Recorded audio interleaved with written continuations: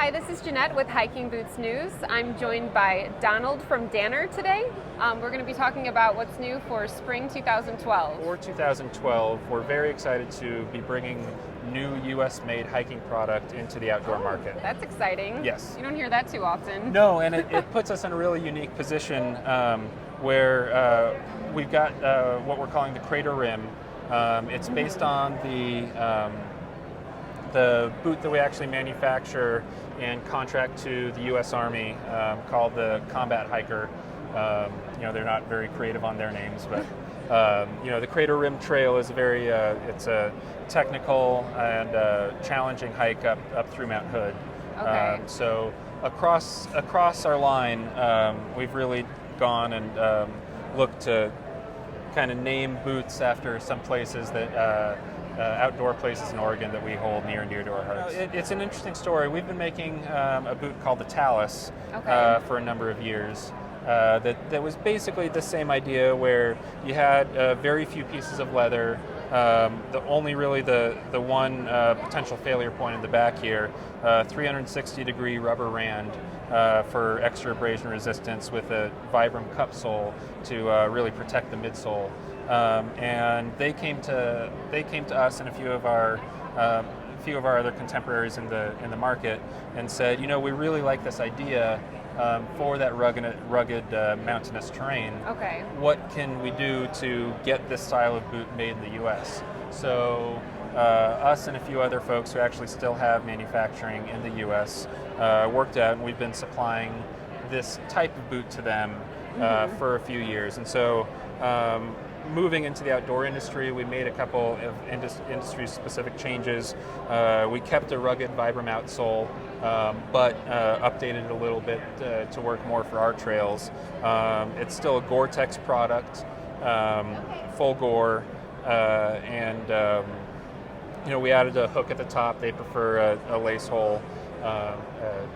Pretty subtle things, but we're very confident that this pattern that was based on the Combat Hiker has been wear tested, very thoroughly by some of the hardest wearing men and women out there these days. And they've all got 50 to 70 pounds at least on their back at a time. So the technology that's going into our new series called the TFX2.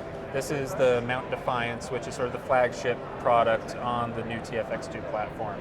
Okay. But what we wanted to do was look at our heritage, which is in stitched down type construction, which is great for stability because it gives you a nice wide platform, but doesn't really give you the athletic and kind of tighter fit that people are used to these days. So we took we're leveraging some patents that we've earned on some of our prior best-selling type boots, and then figured out how to kind of move it forward with some new technology. So the main piece to this is this bi-fit board, and the way this is manufactured is it's basically triple density, but made in one piece. So it's flexible through the forefoot. Okay. And then what hikers are typically familiar with the idea of a shank, which is basically a steel, nylon, fiberglass piece of material that'll kind of lay through the midfoot in your boot, in the midsole, and that's what gives you a lot of the support and stability. Now, what we're doing with the bi-fit board is that I don't know if you can see these ridges through here. So that gives the same, if not more, support than your standard nylon shank.